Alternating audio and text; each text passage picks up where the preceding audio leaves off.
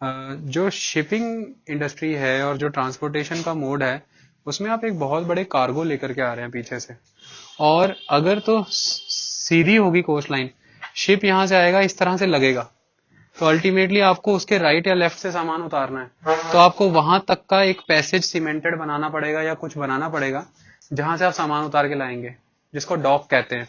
और इतना लंबा रास्ता तय करना, इतना माल भाड़ा देना, कूली को और बाकी सारी चीजों को डबल कर देता है किराए को बहुत। यही इसके उल्ट अगर यहाँ पे एक इंडेंट होगा, शिप सीधा अंदर आएगा, यहाँ लगेगा, नेचुरल हार्बर रिसीव हो गया इसको, यानी इसको कहते हैं नेचुरल हार्बर्स। कीमत आधी हो जाती है सामान उतारने की, क्योंकि शिप अंदर तक चला जाता है। तो इंडिया के ईस्टर्न कोस्ट के कंपैरिजन में वेस्टर्न कोस्ट इसलिए ज्यादा डेवलप्ड है क्योंकि वेस्टर्न कोस्ट इंडेंटेड है, ईस्टर्न कोस्ट इंडेंटेड बिल्कुल नहीं है। लेकिन अगर हम बात करें वर्ल्ड लेवल पर उन कंट्रीज की जिनका बहुत विकास हुआ, तो ये सारा यूरोप वेस्टर्न देख लें ध्यान से, ये देख लें नॉर्वे, तो पूरा ही ध्यान से देखिए फुल इंडेंटेड है।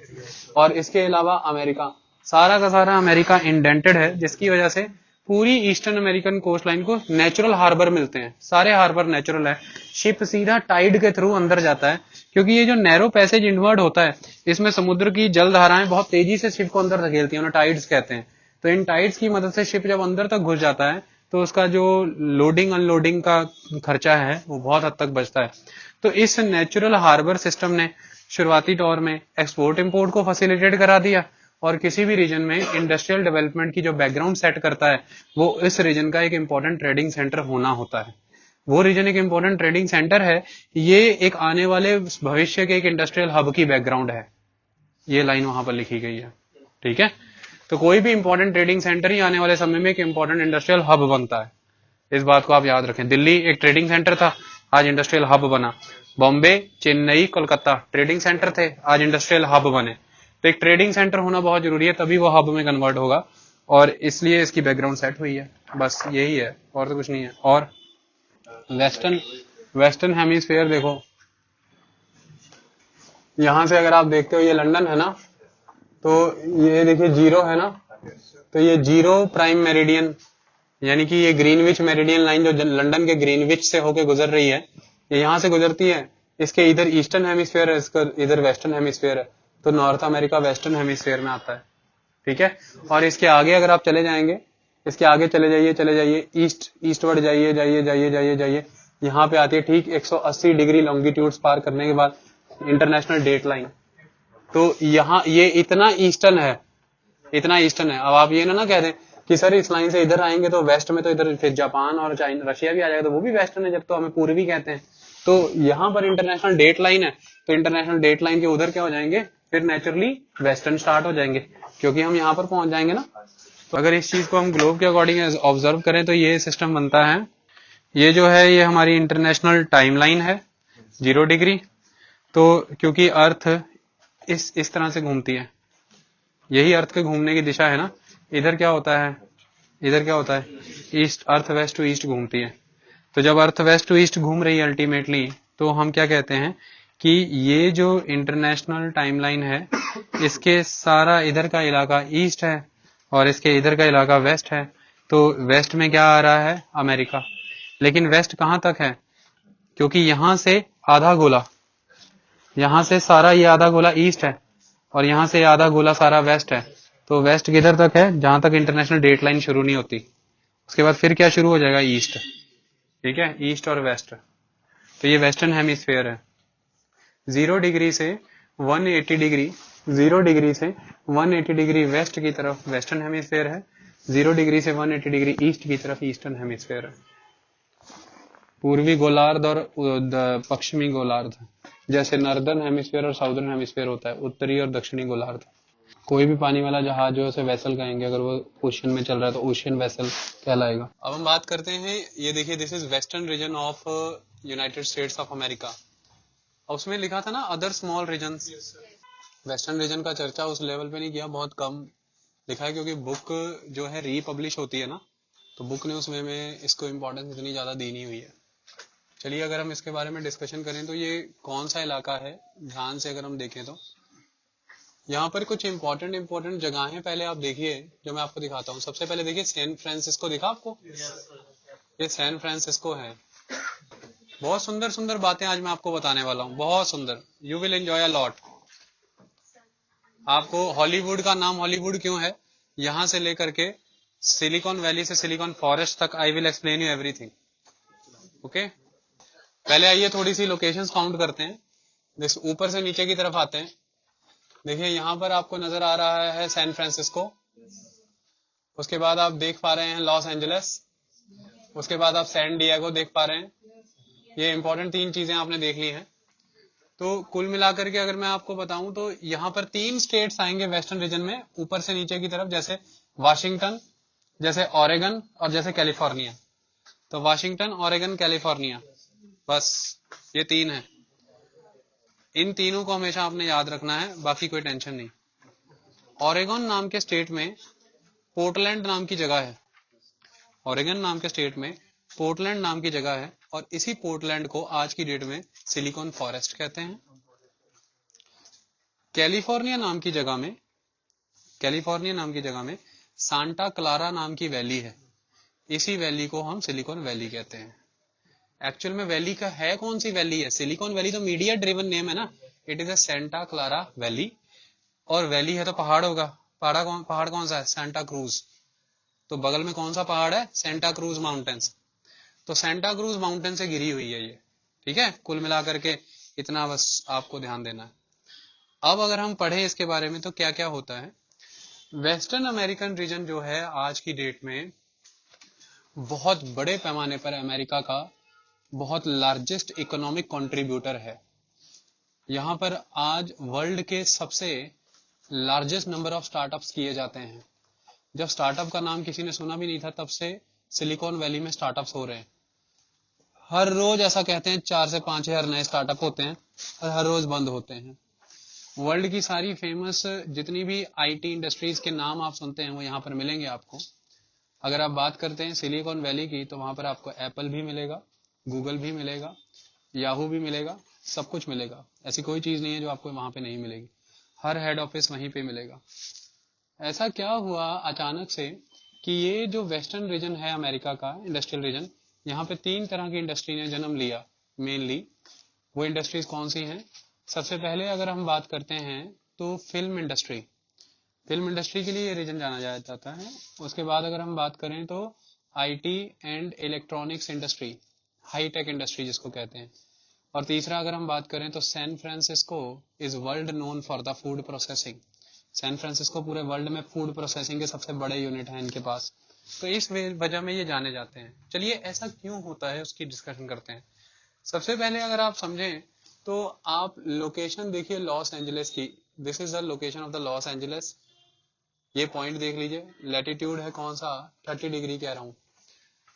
सबसे इंपॉर्टेंट एस्पेक्ट यहाँ का वेदर, यहाँ का क्लाइमेट, जिसने इस पर्टिकुलर रीजन को डेवलप कर दिया एक बहुत बड़ी फिल्म इंडस्ट्री में। क्यों? यहाँ पर all in all whole year rainfall उस लेवल पे होता ही नहीं है। All in all whole year rainfall proper होता ही नहीं है, और बहुत ज्यादा डेज मिल जाते हैं विदाउट रेनफॉल, जिसकी वजह से आप बहुत बड़े पैमाने पर ओपन शूटिंग्स कर सकते हैं।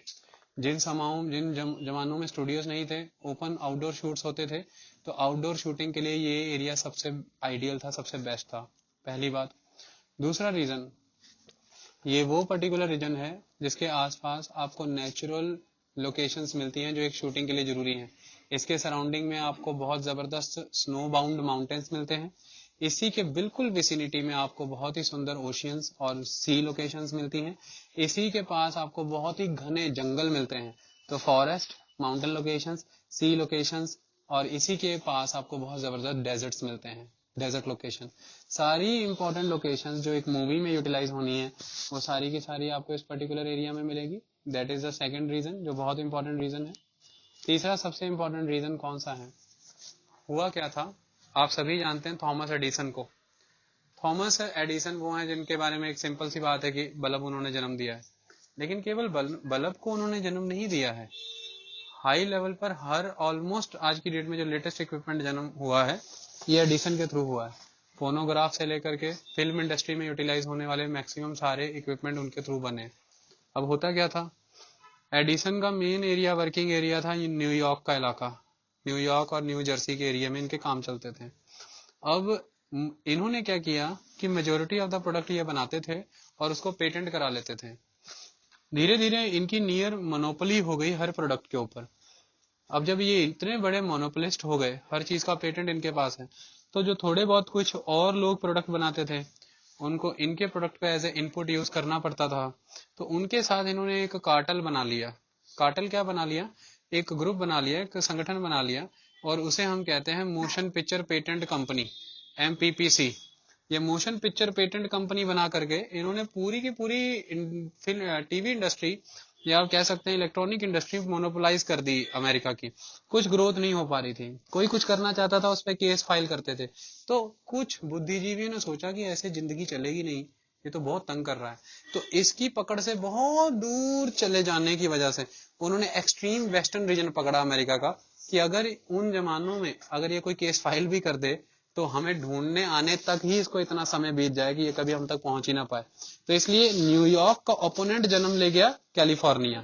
तो कैलिफोर्निया के रीजन में वो लोग पहुंचे कि नहीं, यहाँ पे रहना ही नहीं है, और वहां आकर के उन्होंने अपने प्रोसेस स्टार्ट किए। क्यों? पहली बात तो यहाँ के लॉज बड़े फ्लेक्सिबल थे, और ये रीजन माने जाते थे क्या? गरीब और पिछड़े राज्य। असली अमेरिका तो ईस्टर्न अमेरिका ही है, ये रीजन पिछड़ा गरीब माना जाता था। यहाँ पे बहुत जबरदस्त लेबर मिल गई, बहुत ही चीप। दूसरा, बहुत बड़े पैमाने पर ये मेडिटेरेनियन एरिया था, और मेडिटेरेनियन होने की वजह से यहाँ पर एग्रीकल्चर कम्युनिटी और ये सारे लोग बहुत बड़े पैमाने पर होते थे। तो बाग बगीचे बागान शूटिंग के लिए, और लोग बाग बड़े मेहनती, क्योंकि एक फिल्म इंडस्ट्री में काम करने के लिए आपको सैकड़ों लोगों की जरूरत पड़ती है, कपड़ा बुनने वाले की, कपड़ा बनाने वाले की, फैशन इंडस्ट्री, सारी चीजों की। तो जब इतने बड़े पैमाने पर बागबानी विभाग, यहाँ पे बागबानी का काम चल ही रहा था, तो आपको नियर बाय एरिया से लोकेशन भी मिली, प्लस बहुत बड़े पैमाने पर मेहनती लोग भी मिल गए जिनकी कीमतें भी बहुत सस्ती थी। ऐसे कोर्ट और ऐसे न्यायालय थे जिनको अभी उन लॉज का, पेटेंट वाले कानूनों का आता पता ही नहीं था। तो आप कोई भी पेटेंट की धज्जियां उड़ाएं, कोई पकड़ नहीं रहा था। अगर खुदा ना खास्ता कोई लॉ आप ब्रेच करते भी हैं तो वहां से यहाँ तक खबर पहुंचते और फिर काम होते हुए में इतना समय होता था कि अगला बंदा अपना काम करके निकल लेता था। ऐसे में यहाँ पर एक अल्टरनेटिव सोर्स ऑफ इंडस्ट्री का जन्म हुआ, और धीरे धीरे धीरे धीरे फिर वो बदलती चली गई। हॉलीवुड नाम का कुछ ऐसा सिस्टम है कि हॉलीवुड एक कम्युनिटी है, एक वहां के पर्टिकुलर कम्युनिटी है, जिसे धीरे धीरे फिर एक म्युनिसिपैलिटी में बदल दिया गया, और आज ये म्युनिसिपैलिटी लॉस एंजलिस का पार्ट है, हॉलीवुड म्युनिसिपैलिटी। हॉलीवुड क्या होता है? एक पर्सन हुआ करते थे किसी जमाने में, जब वो इस पर्टिकुलर रीजन में आए, ब्रिटेन के रहने वाले थे, यूरोप के, बहुत ही मशहूर इंसान है, नाम मैं उनका बता दूंगा आपको। जब वो इस एरिया में आए घूमने के लिए, ऐसा कहते हैं, ये अब ये दंत कथाएं या रियलिटी है, कि हनीमून के टाइम पर आए थे और यहाँ पर आकर के एक पहाड़ी पर खड़े थे। ऐसे में हुआ क्या, दिस इज रियल स्टोरी, कि एक पर्सन वुड्स लेकर के जा रहा था, लकड़ियां लेकर के जा रहा था, और जब एकदम से लकड़ी की गाड़ियों से उतर करके उसने झुक करके लकड़ियां उठानी चाहिए, तो इस पर्सन ने उसको पूछा कि तुम क्या कर रहे हो? तो उसने इंग्लिश में ये बोला था कि मैं वुड हॉलेज कर रहा हूँ। उसने बोला आई हॉलिंग वुड, आई हॉलिंग वुड। तो जब उसने आई हॉलिंग वुड बोला तो एक साइकोफेनी हुई इस पर्सन को। इसने बोल दिया Hollywood, हॉलिंग would, it's I Hollywood. तो इसने बोली आज से इस जगह का नाम ही हॉलीवुड ही मैं डाल दूंगा। तो इसने उसका नाम हॉलीवुड डाल दिया, क्योंकि इसके दो सिंबल वो बताना चाहता था। वो पहला क्या, Britain is known for the holly, Britain को एक तरह से हॉली भी कहते हैं हम, और would is for the Scottish, would is a Scottish word मतलब स्कॉटलैंड में वुड वर्ड, जैसे शराब बनाना, दारू बनाना, तो लकड़ी बहुत इंपॉर्टेंट होती है। तो चूंकि ये पर्सन स्कॉटलैंड का था और चूंकि ब्रिटेन का हेरिटेज ये कनेक्ट करना चाहता था, तो अल्टीमेटली इसका नाम ही हॉलीवुड डला है। ये कुछ इस तरह से कहते हैं कि हॉलीवुड नाम डल गया, और चूंकि फिल्म इंडस्ट्री वहां पे डेवलप हुई तो हॉलीवुड सिनोनिम हो गया। आज की डेट में चूंकि ऐसी कोई चीज है नहीं थी पहले, तो वहां पर एक सिंबल रखा गया HOLLY। तो वो जो गांव है ना, वो वाला गांव, वो जो वैली है, उसको हॉलीवुड से रिजेंबल किया जाता है पर्टिकुलरली। अदरवाइज ये सारी इंडस्ट्री पूरे के पूरे लॉस एंजलिस में फैली हुई है, पूरा LA इसकी चपेट में है। और LA का कारण क्या है? ड्राई वेदर होना, वेदर का बहुत ज्यादा हार्श, ना बहुत ज्यादा समर और ना बहुत ज्यादा विंटर होना। जितना कि अमेरिका के ईस्टर्न रीजन में जो वेदर की हार्शनेस बहुत स्ट्रांग थी, विंटर्स बहुत स्ट्रांग थी, यहाँ पर ऐसा कुछ नहीं होता था। ऑलमोस्ट 200 से अबाउट डेज मिल जाने फ्री, जो रेनफॉल फ्री है, तो इसका बेनिफिट बहुत बड़े पैमाने पर मिला इनको। मेडिटेरेनियन क्लाइमेट का बहुत फायदा मिला, क्योंकि समर मॉडरेट रहती थी और ड्राई रहती थी, और समर बहुत लंबी रहती थी, और जो विंटर है, विंटर उतनी हार्श नहीं होती थी क्योंकि रेनफॉल हो जाता था। तो अल्टीमेटली इसका फायदा क्या हुआ? रिजॉर्ट क्लाइमेट हो गया। तो रिजॉर्ट जैसा माहौल बना अल्टीमेटली, इसकी वजह से इंडस्ट्री डेवलप होगी। फिर धीरे धीरे तो इंडस्ट्रियलाइजेशन चलता ही चला गया। अब जब फिल्म इंडस्ट्री जब डेवलप हुई है तो फिर नेचुरली आसपास कुछ होना बहुत लाजमी बनता है। वो क्या बनता है? 1929 में 1930s में अमेरिका में डिप्रेशन आया था, ग्रेट डिप्रेशन। अब ये जब डिप्रेशन आया है तो पूरा अमेरिका की जो उस समय की मेन इंडस्ट्रीज हैं वो सफर कर रही हैं, प्रॉब्लम में है। आर्थिक बदहाली के दौर से अमेरिका गुजर रहा है, कहीं एम्प्लॉयमेंट नहीं, कोई कमाई का जरिया नहीं। मतलब अमेरिका की अब तक की जो इकोनॉमी है वो फेल हो गई। ऐसे में ये जो वेस्टर्न अमेरिकन रीजन है, यहाँ पर जो आज की डेट में सबसे मशहूर यूनिवर्सिटी है स्टैनफोर्ड यूनिवर्सिटी, ये जो यूनिवर्सिटी है इसके एक प्रोफेसर हुआ करते थे। उस प्रोफेसर ने डिसाइड किया कि हमें कुछ ऐसे नई चीजें डेवलप करनी चाहिए अल्टीमेटली जिसके बेसिस पर हम इकोनॉमिक डिप्रेशन जैसी चीजों से प्रभावित ना हो। हमें इंडस्ट्री को डाइवर्सिफाइड करना चाहिए और आगे बढ़ना चाहिए, इन सारी चीजों से बाहर निकलना चाहिए। इसके पीछे बहुत सारी चीजों ने और भी रोल प्ले किया था। आप एक बात हमेशा याद रखना, अमेरिका में जितनी भी साइंटिफिक और टेक्नोलॉजिकल इनोवेशंस हुई हैं उसके पीछे अमेरिकन आर्मी का बहुत इंपॉर्टेंट रोल है। अमेरिका ने जब सबसे पहले स्पेनिश वॉर जीती थी फिलीपाइंस में, तो सबसे पहला वायरलेस जो मैसेज वो अमेरिकन आर्मी के द्वारा ही अमेरिकन रेडियो के थ्रू भेजा गया था। तो वो वायरलेस मैसेजेस कहाँ पे रिसीव हुए थे? अमेरिकन वेस्टर्न कोस्ट पे। और किस रीजन में? इस पर्टिकुलर रीजन में। तो वायरलेस मैसेजेस रिसीव होने शुरू हुए, धीरे धीरे रेडियो इंडस्ट्री का जन्म इस पर्टिकुलर एरिया में हो गया। और उसके बाद 1929 के ग्रेट डिप्रेशन के दौरान स्टैनफोर्ड यूनिवर्सिटी के द्वारा एक सोच का पैदा करना कि हमें कुछ ऐसी इंडस्ट्रीज विकसित करनी चाहिए जो इन सारी चीजों से बच सकें, डिप्रेशन के दौर से बच सकें। स्टूडेंट्स को हायर किया गया यूनिवर्सिटी के ही, उनकी कंपनीज फॉर्म की गई और टेक्नोलॉजिकल इनोवेशन की तरफ लगाया गया। धीरे धीरे स्टैनफोर्ड इंडस्ट्रियल कॉरिडोर बनाया गया, इंडस्ट्री को साथ जोड़ा गया और 1950s तक एक माहौल ऐसा बन गया कि बहुत बड़े पैमाने पर इस पर्टिकुलर एरिया को कंप्यूटर जनरेशन और कंप्यूटर रिलेटेड हार्डवेयर बनाने में महारत हासिल होने लग गई। इसका बहुत बड़ा रीजन था ये जो मैंने सांता क्लारा वैली और ये जो सिलिकॉन वैली एरिया जो मेंशन किया, इस पर्टिकुलर एरिया में बहुत बड़े पैमाने पर सिलिकॉन का मिलना और सिलिकॉन का बहुत हाई लेवल पे सेमीकंडक्टर में यूज होना और सेमीकंडक्टर का माइक्रो प्रोसेसर्स या कंप्यूटर प्रोसेसर्स में यूटिलाइज होना। तो सेंट्रल प्रोसेसिंग यूनिट्स जो आप सीपीयू जो होता है आपका कंप्यूटर का, उसमें सेमीकंडक्टर चिप लगती है और सेमीकंडक्टर जो होते हैं इसमें सिलिकॉन लगता है। पी एन जंक्शन डायोड होता है एक, और वो बन नहीं सकता है विदाउट द सिलिकॉन। तो सिलिकॉन मिलने की वजह से यहाँ पर फिर इस तरह के उद्योग धंधे डेवलप हुए। होने को बूस्ट किसने दिया? ऑलरेडी डेवलप हो रही फिल्म इंडस्ट्री ने। क्योंकि जब फिल्म इंडस्ट्री विकसित होगी तो नेचुरली फिल्म इंडस्ट्री में क्या चाहिए? ग्राफिक्स भी चाहिए। फिल्म इंडस्ट्री में हाई प्रिसीजन कैमरास चाहिए, ऑडिबल रेंज माइक्स चाहिए, हेडफोन्स चाहिए, स्पीकर चाहिए, कैमरा रोलर्स चाहिए। मतलब there are so many precision based equipments जो फिल्म इंडस्ट्री को चाहिए। तो उस तरह की चीजें सप्लाई करने के लिए फिर नियर बाय एरिया में कौन आएंगे? वो लोग जो शोध कर रहे हैं। दोनों इंडस्ट्रीज ने एक दूसरे को धीरे धीरे कॉम्प्लीमेंट करना शुरू कर दिया। तो पहला एस्पेक्ट ये था जिसकी वजह से ये इंडस्ट्री यहाँ पर लगी, IT industry. Near by area में सारे इक्विपमेंट्स मिलने शुरू हो गए, यानी कि जो रॉ मटेरियल की रिक्वायरमेंट है वो मिलना शुरू हो गया। और सेकंड, वो जो फिल्म इंडस्ट्री थी उसने इसको सपोर्ट कर दिया। तीसरा, ये वो एरिया है जो उन अमेरिकन से नहीं बनता है जो अमेरिका से ईस्टर्न अमेरिका बनता है। जिस किसी जमाने में ईस्टर्न अमेरिका की ग्रोथ हुई थी, क्योंकि यूरोपियन माइग्रेशन हुई और उनमें जील बहुत थी, ठीक इसी तरह से इस रीजन की ग्रोथ का जो श्रेय जाता है वो इंडियन और चाइनीज और जापानीज लोगों की माइग्रेशन को जाता है। पैसिफिक ओशियन से लोग माइग्रेट करके इस रीजन में गए और बहुत बड़े पैमाने पर उन्होंने कोलैबोरेट होकर के काम करने शुरू किए, नई टेक्निक, इनोवेशंस, टेक्नोलॉजीज को अपनाया और उनकी बदौलत ये रीजन बहुत बड़े पैमाने पर डेवलप हुआ। अगर आप ये कहें कि वेस्टर्न अमेरिका की ग्रोथ का बेनिफिट अमेरिकन को मिला है प्रॉपर, तो ये गलत होगा। बहुत बड़े पैमाने पर इसका फायदा एशियन कंट्री के लोगों को भी मिला है, जिसमें चाइना, जापान और इंडिया के लोग बहुत इंपॉर्टेंट कंपोनेंट हैं। तो माइग्रेंट की पॉपुलेशन ने ही एक तरह से वेस्टर्न अमेरिकन रीजन को भी ग्रो करने का काम किया।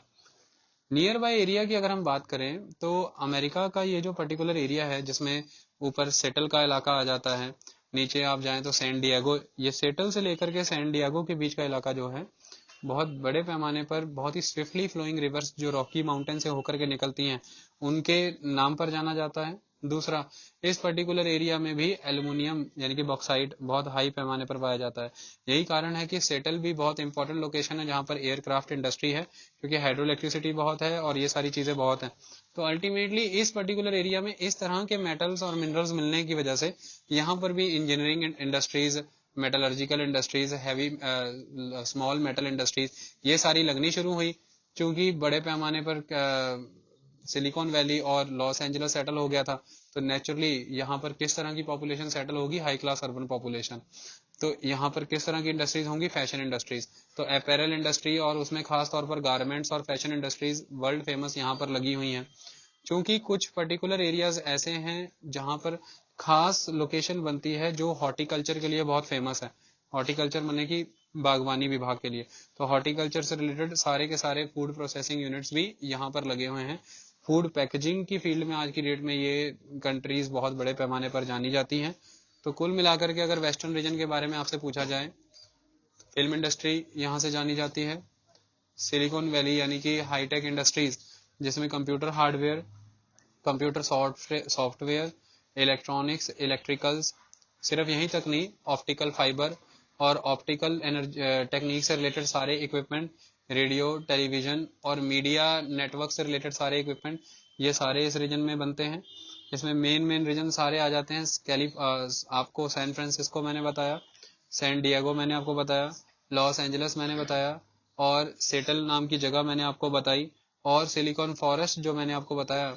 आज की डेट में एक ट्रेंड ऑब्जर्व हो रहा है बहुत बड़े पैमाने पर, सिलिकॉन वैली से निकल करके सिलिकॉन फॉरेस्ट की तरफ जाया जा रहा है, मतलब नीचे से ऊपर की तरफ जाया जा रहा है। उसका कारण क्या है? क्योंकि सिलिकॉन वैली जो है वो उस लेवल पर रहने लायक नहीं रही। सबसे पहली बात, रेजिडेंशियल कॉस्ट वहाँ का बहुत हाई हो चुका है।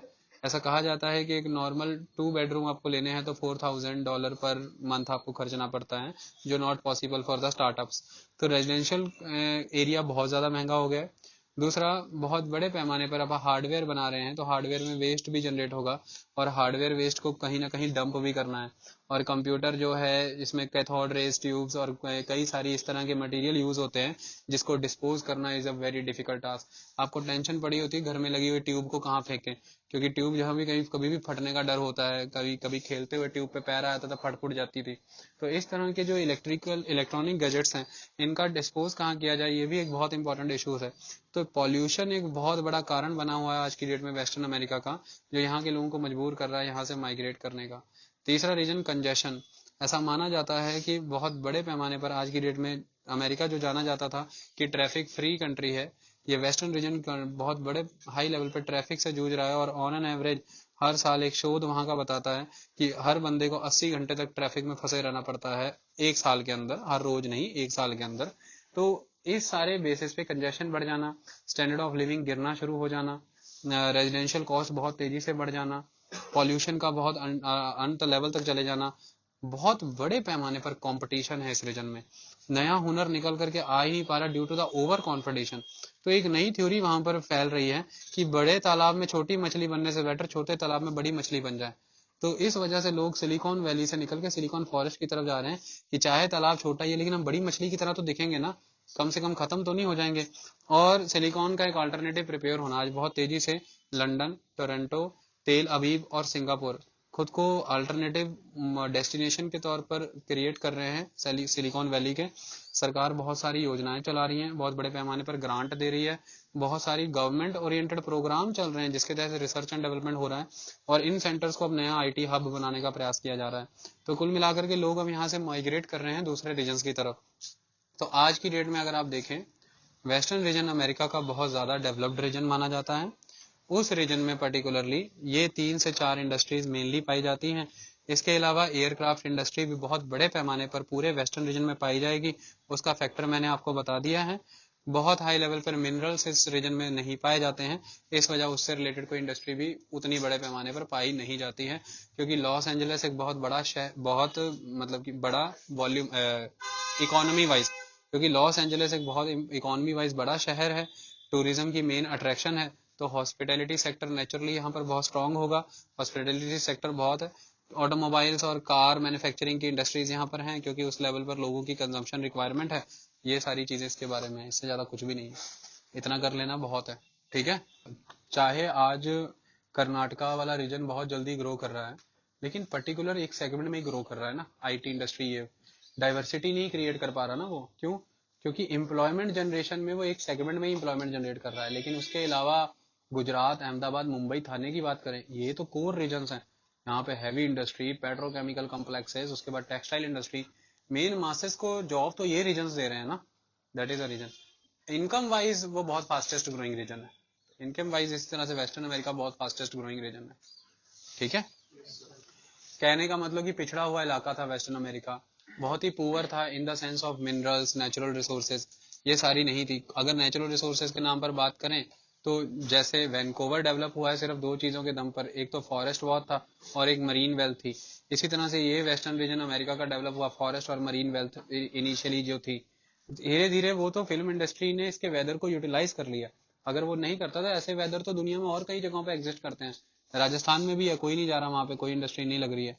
ठीक है, आप ध्यान से देखिए इंडिया में अगर हम बात करें कि वेदर ही एक इम्पोर्टेंट फेनोमेना है, तो बॉम्बे में तो बहुत रेनफॉल होता है, लेकिन बॉम्बे में हमारी इंडस्ट्री डेवलप हो रखी है। तो क्यों? क्योंकि हमारे देश में जिस समय में इंडस्ट्री डेवलप हो रही है, हमारे देश में मेन फोकस क्या किया गया? शुरुआत की सारी फिल्में देख लो, 60 पहले 40 साल इंडिया में हुआ क्या? इंडोर शूटिंग, राजकुमार स्टूडियो, आरके स्टूडियो, ये स्टूडियो, सारी फिल्में क्या चल रही है? इंडोर शूट में चल रही हैं। ओरिजिनल सीन, गाड़ी में बैठे हुए हैं, गाड़ी चल नहीं रही है, अगल बगल के सीन चला रहे हैं। लेकिन डे वन से हॉलीवुड मूवी क्यों फेमस है? क्यों कहते हैं ओरिजिनल? क्यों ऐसा वर्ड क्यों आता है? फिल्म बहुत ओरिजिनल क्यों? वो ओरिजिनल लोकेशंस डे वन से यूज कर रहे हैं। आप क्या कर रहे हो? आप स्टूडियो के अंदर घुस करके सारे सीन बना रहे हो, पत्ते पेड़ हिला रहे हैं ऐसे ऐसे, पीछे नीली चादर लगी, बिजली खड़का रहे हैं, पानी की बूंदे दिखा रहे हैं, ओरिजिनल तो कुछ हो नहीं रहा है, पानी इधर से बरसाया जा रहा है। ये तो मुद्दे की बात ये है कि हम स्टूडियो बेस्ड फिल्में बना, ये तो 1990s के बाद हुआ, जब श्रीनगर, कश्मीर और जब इस तरह की लोकेशनें फिल्मों में आने लगी। और पहली बार मुझे याद है परदेश मूवी जब आई थी शाहरुख खान की, इसी दम पे चली थी, ऐसा कहा गया कि असली अमेरिका दिखाया पूरा, मतलब जहाज से ये वो, कि असली फॉरेन कंट्रियां दिखाई।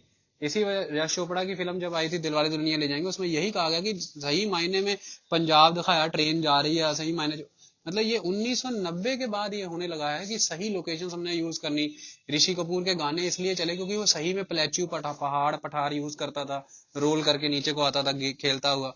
इस वजह से बहुत बाद में इंडिया में ये ट्रेंड शुरू हुआ, लेकिन आप बहुत पुरानी अमेरिकन हॉलीवुड मूवी निकालिए, आपको ओरिजिनल लोकेशंस नजर आएंगे, बहुत ओल्ड मूवीज में भी। तो ओरिजिनल लोकेशन तो ओरिजिनल ही होता है। तो धीरे धीरे जो है सेट जो स्टूडियो से बाहर निकलना शुरू किया गया। तो अब वो डिपेंड करता है हर कंट्री पे, क्योंकि आप इस तर्क को काट भी कर सकते हैं कि सर हमारे बॉम्बे में तो सारा साल ही बरसातें होती रहती, फिर भी इंडस्ट्री है। तो the factor is that indoor studio system is in our country, okay. क्योंकि फिल्म का लेवल उतना नहीं होता, बजट उतना बड़ा होता नहीं था हमारे लेवल पर, उतने बजट में मूवी बनती थी। हॉलीवुड मूवीज का डे वन से बजट बहुत रहा है, बहुत, क्योंकि आउटडोर शूट कर रहे हो, उस लेवल के इक्विपमेंट भी चाहिए ना, सन की लाइट कितनी होनी चाहिए, कितनी नहीं होनी चाहिए। तो आप एक चीज देख सकते हैं, हमारी मूवी शुरुआत की सारी डल है, उनकी शुरुआत की पुरानी, बहुत पुरानी फिल्में भी निकाल के देखो, कलर्स, लाइटिंग प्रॉपर है, क्योंकि नेचुरल लाइट का इस्तेमाल किया गया है। ये रीजन था बहुत इंपॉर्टेंट, ठीक है। तो दिस इज द एस्पेक्ट। चलिए अब हम बात करते हैं, हमने अमेरिकन रीजन सारे कर लिए। कनाडा की अगर हम बात करें तो कनाडा में बहुत सारी जगहें और बहुत सारी इंडस्ट्री बताई हैं, कुछ याद नहीं करना हमें, वो हमारे मतलब का है ही नहीं। हमारे मतलब का क्या है वो समझिए। कनाडा की अगर हम बात करें, ध्यान से देखिए, कनाडा को नॉर्थ अमेरिकन कॉन्टिनेंट में ही होते हुए ज्योग्राफिकल बेनिफिट्स उस तरह के नहीं है जैसे अमेरिका को है। उसका एक कारण है, अगर आप कनाडा का मैप क्लाइमेटिकली देखना शुरू कर देंगे तो कनाडा का 60% रीजन तो स्नो बाउंड रहता है होल द ईयर, ये सारा रीजन स्नो बाउंड रहता है होल द ईयर। तो ये जो इतना बड़ा कनाडा है सिर्फ साइज का ही इतना बड़ा है, इसका कोई यूटिलाइजेशन नहीं है क्योंकि स्नो कवर्ड रहता है। आर्कटिक कैप, स्नो कैप्स यहाँ पर रहते हैं, और यहाँ पर ट्राइबल कम्युनिटीज रहती हैं जैसे कि एस्कीमोज और इस तरह के ग्रुप्स यहाँ पर ऊपर रहते हैं। पर्टिकुलरली कनाडा के टॉप रीजन सिर्फ यूटिलाइज होते हैं रिसर्च सेंटर्स के लिए, यहाँ पर आम आबादी नहीं बसती है। तो ऐसे में कनाडा की ग्रोथ का रीजन कौन सा है?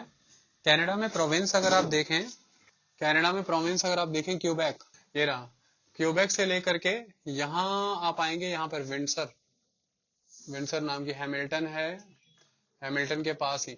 तो कुल मिलाकर के कनाडा का ये जो ईस्टर्न रीजन है, जो सेंट लॉरेंस रिवर की वैली के अराउंड है, यहाँ पर कनाडा की 85% इंडस्ट्रियल प्रोडक्शन होती है, यानी कि 85